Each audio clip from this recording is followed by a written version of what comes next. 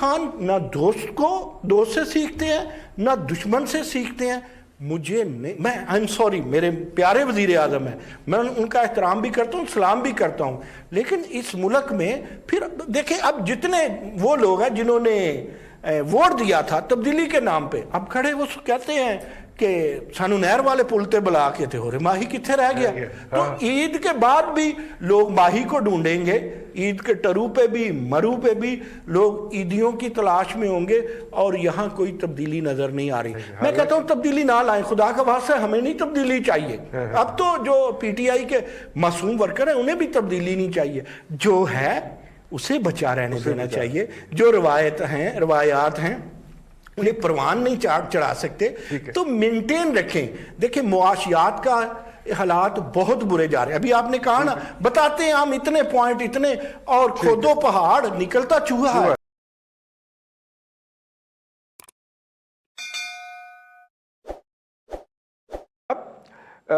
Normally ہم نے دیکھا ہے کہ ساؤتھ پنجاب کے جو سیاستدان ہوتے ہیں وہ پاور کریڈور میں ان رہنے کے لیے کوئی زیادہ حریت فکر کے مجاہد نہیں بنتے.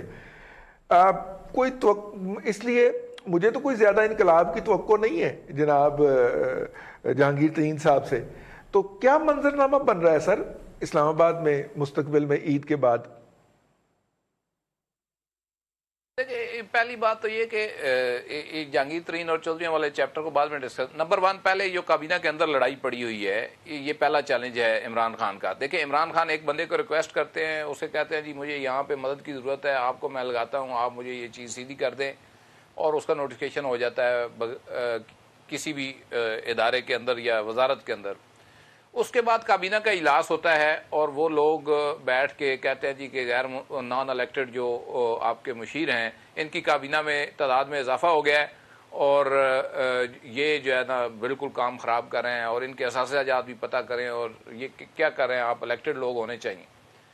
اب یا تو اس پارٹی کا سربراہ فارغ ہے جس نے اپنی پارٹی کو پہلے اعتماد میں نہیں لیا, یا پھر وہ اس کا مطلب ہے کہ چون چون کا مربع ہو چکا ہوا ہے اور یہ لوگ آگے نہیں چلنے, جو کہ اپنے سربراہ کی بنائی ہوئی پالیسی کو, پارٹی سربراہ کے یا چیئرمین کی پالیسی کو کرٹیسائز کرتے ہیں سامنے اس کے بیٹھ کے, اور اس کے پاس کوئی جواب نہیں ہوتا. اور اس سے رزلٹ کیا آتا ہے کہ وہ جو نان الیکٹڈ پرسن جو بھی کوئی ہے اس کو اگر منت کر کے لگایا گیا تو وہ کہے گا یار میرے مطلب یہ تو سیدھی سیدھی دشمنی ہے نا, کہ آپ نے ایک بندے کو ذلیل کروا دیا, خجل کروایا, اور آپ سامنے بیٹھ کے کروایا. اچھا پھر آپ نے کہا جی آپ یہ کریں اسائنمنٹ, اور آپ نے ایک چوہا اس کے پیچھے اور چھوڑ دیا. تو یہ جو ساری صورتحال ہے اس کو رضوان رئیس صاحب فائنلی کنکلوڈ ہونا ہے. کیبنٹ کے اندر جو لڑائی جاری ہے اس کو کسی نتیجے تک پہنچنا ہے, نمبر 1. نمبر 2, یہ جو فیکٹر ہے چودھریوں والا, دیکھیں چودھریوں کے سیاسی مستقبل کے اوپر جو ہے وہ حملہ کیا گیا ہے. بٹ صاحب ایک منٹ, آپ یہ کہنا چاہ رہے ہیں کہ جو انفارمیشن کے ایک ایڈوائزر آئے ہیں, ظاہر ہے آپ کو بھی پتہ ہے مجھے بھی پتہ ہے, اور ان کے آتے ہی وہ جو ہے شہباز گل کا نوٹیفیکیشن ہو جاتا ہے. اس سے پہلے شہباز گل جو ہے وہ نامعلوم پوسٹ پہ کام کر رہا ہوتا ہے, اس کے بعد باقاعدہ اسے اسسٹنٹ کا دے دیا جاتا ہے. آپ کا شاید اشارہ اس طرف تھا.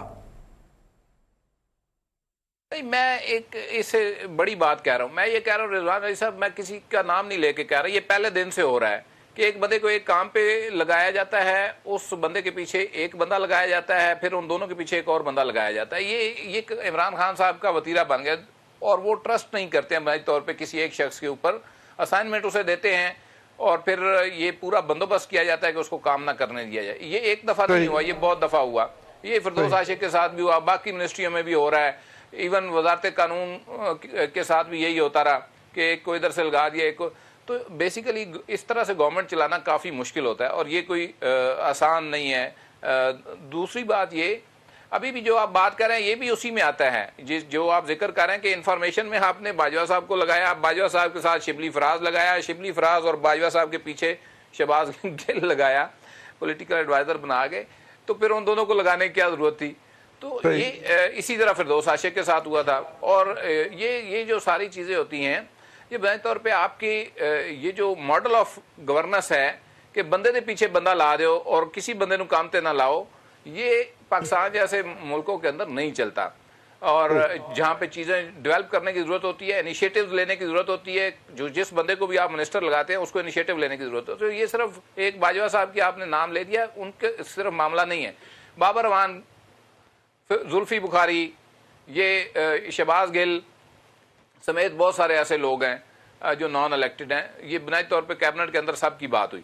اچھا، پھر دوسری جو بات ہے، آپ نے حملہ کیا، یعنی کہ آپ کے الائز ہیں چودھری اور ان کے جو بیٹا ہے اس کے پولیٹیکل فیوچر کے اوپر آپ نے ان کے سٹرائک کر دیا. وہ ان کا پولیٹیکل فیوچر ہے، مونا سلائی، تو اس کے اوپر آپ نے جو ہے وہ سٹرائک کر دیا. پھر آپ نے جہانگیر ترین، جس نے یہ سارا تانا بانا بن کے آپ کو دیا تھا، دیکھیں سبسڈی آپ کی گورنمنٹ نے دی، گورنمنٹ کے بندے کو جو آپ کا وزیر اعلیٰ پنجاب ہے اس کے خلاف ایف آئی آر رجسٹرڈ نہیں ہونی، اور ہونی ہے تو جہانگیر ترین کے خلاف ہونی ہے.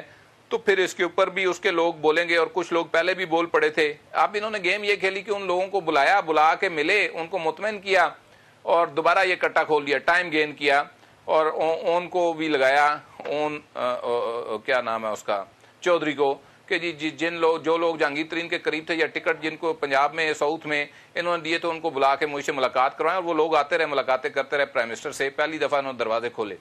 اچھا، تیسری بات یہ ہے کہ مولانا فضل الرحمان کو جس طرح سے خاموش کرایا گیا تھا، اس سے جس ایشو کے اوپر خاموش کروایا گیا تھا، اس کے بعد اس سے بڑا ایشو ابھی جو کیبنٹ کے اندر آ گیا، اور اس میں ایک خبر باہر بھی آ گئی جو قادری صاحب نے لیک آؤٹ کر دی. اس کے اوپر ان کی کلاس بھی ہوئی کہ جی 6 وزیروں نے اس معاملے کی، یہ جو قادیانیوں والا ہے، اس کے حق میں بولے ہیں.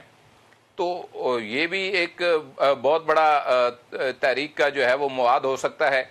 اور پھر یہ آپ کی گورننس کا حشر ہوا ہے، اور جس طرح سے صوبوں کے ساتھ پیپل پارٹی کے ساتھ آپ کی لڑائی پڑی ہوئی ہے، اپوزیشن کے ساتھ پہلے دن سے کوئی سیٹلمنٹ نہیں ہو پا رہی.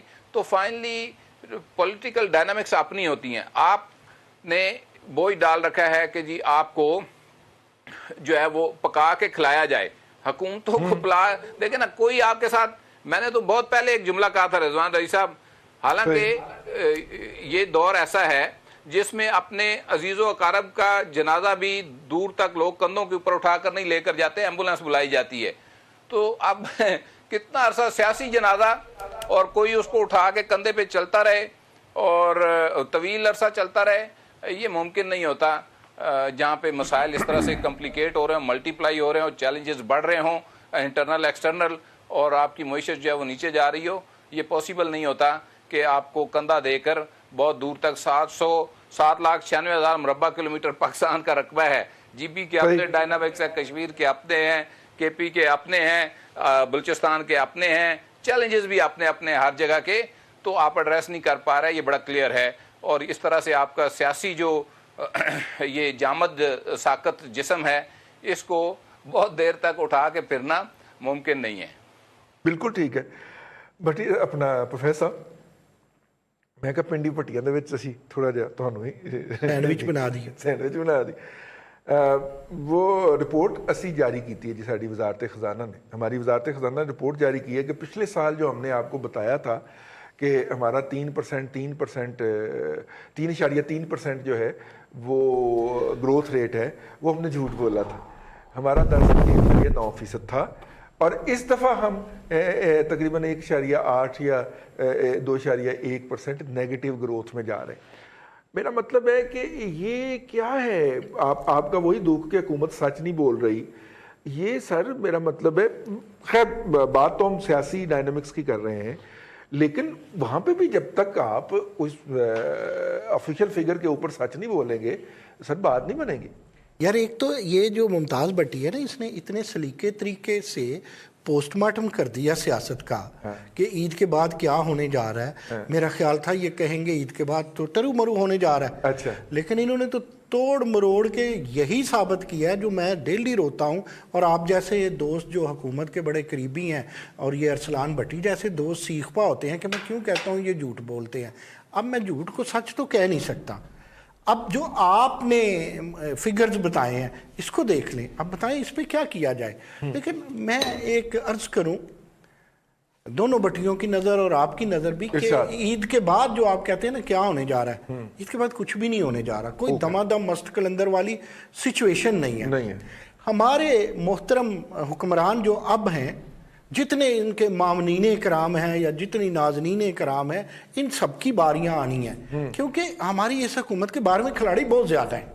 हर एक को बारी देनी है और बाद में हर एक से अदमे इत्तमाद करते हुए उसको टांग भी करना है। मैं एक तशरीफ पे एक टांग भी मारनी है। मतलब टांग के यार क्यों नहीं कहते, ठुड्डा मार के निकालना है टांग तो। अच्छा, अब मसला क्या है? मैं ये जानता हूं कि जब मुझे आप नईम मसूद को इमाम मस्जिद लगाएंगे तो वहां मेरा खुतबा और होगा, आप दिन न्यूज पे बिठाएंगे तो मेरे अरशदात आलिया और होंगे, आपके सामने मुआशियात की पेशी होगी तो मेरी गुजारिशात और होंगी। लिहाजा जब आप वजीर आजम बन जाते हैं, आपकी कप्तानी का सिनारियो बदल जाता है, तो आपको तदब्बर और हिकमत से काम लेना है। आपने अगर सीखना ही नहीं है यार आसिफ अली जरदारी से, आपने अगर सीखना ही नहीं है मियां नवाज शरीफ साहब से, अब सीखने के दोनों पहलू हैं। उनकी हिस्ट्री में जो बुरे काम थे उनसे सीखें कि वो नहीं करने, जो इनकी हिस्ट्री के अच्छे काम थे उनसे सीखें कि यार ये NFC अवार्ड वाले काम अच्छे हैं, ये सड़कें बनाना अच्छा है, इससे अवाम खुश होते हैं। आप उस चैप्टर को पढ़ना ही नहीं चाहते, फिर आपके पास मॉडल कौन सा है? आपने हिंदुस्तान को पढ़ना है, आपने नेपाल को पढ़ना है, आपने बांग्लादेश को पढ़ना है। आप सबसे पहले खुद पढ़ें, पाकिस्तान की हिस्ट्री पढ़ें, आप बात बरतानिया से शुरू करते हैं। देखिए, हिकमत और तदब्बर ये कहते हैं कि आप एक बंदे के साथ चले हैं तो फिर चंद दिन चलें, वो उसको अगर आप तरीन समझते हैं तो बेहतरीन भी समझे और फटाफट बदतरीन ना समझे।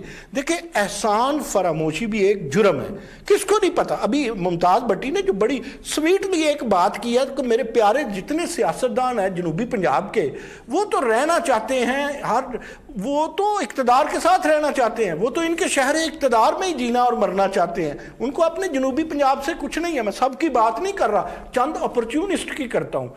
तो इमरान खान उनको यूज करे। इमरान खान ना दोस्त से सीखते हैं ना दुश्मन से सीखते हैं। मुझे नहीं, मैं आई एम सॉरी, मेरे प्यारे वजीर आजम हैं, मैं उनका एहतराम भी करता हूँ, सलाम भी करता हूँ, लेकिन इस मुल्क में फिर देखें, अब जितने वो लोग हैं जिन्होंने वोट दिया था तब्दीली के नाम पे, अब खड़े वो कहते हैं कि सानू नहर वाले पुल ते बुला के थे हो रहे, माही कितने रह गया। तो ईद के बाद भी लोग माही को ढूंढेंगे, ईद के टरू पे भी मरू पे भी लोग ईदियों की तलाश में होंगे, और यहाँ कोई तब्दीली नजर नहीं आ रही। मैं कहता हूँ तब्दीली ना लाएं, खुदा का वास्ता, हमें नहीं तब्दीली चाहिए। अब तो जो PTI के मासूम वर्कर हैं उन्हें भी तब्दीली नहीं चाहिए, जो है उसे बचा रहने देना चाहिए। जो रवायात हैं उन्हें परवान नहीं चढ़ा सकते, तो मेंटेन रखें। देखिए, मुआशियात का हालात बहुत बुरे जा रहे हैं। अभी आपने कहा ना, बताते हैं हम इतने पॉइंट इतने, और खोदो पहाड़ निकलता चूहा है। ठीक, भट्टी तो साहब, यही हम पहाड़ खोदेंगे ईद के बाद भी, ठीक, चूहा ही निकलेगा। भट्टी साहब, ईद तो बाद कोई चेंज सियासी मंजरनामे दे साहब देखें, जिन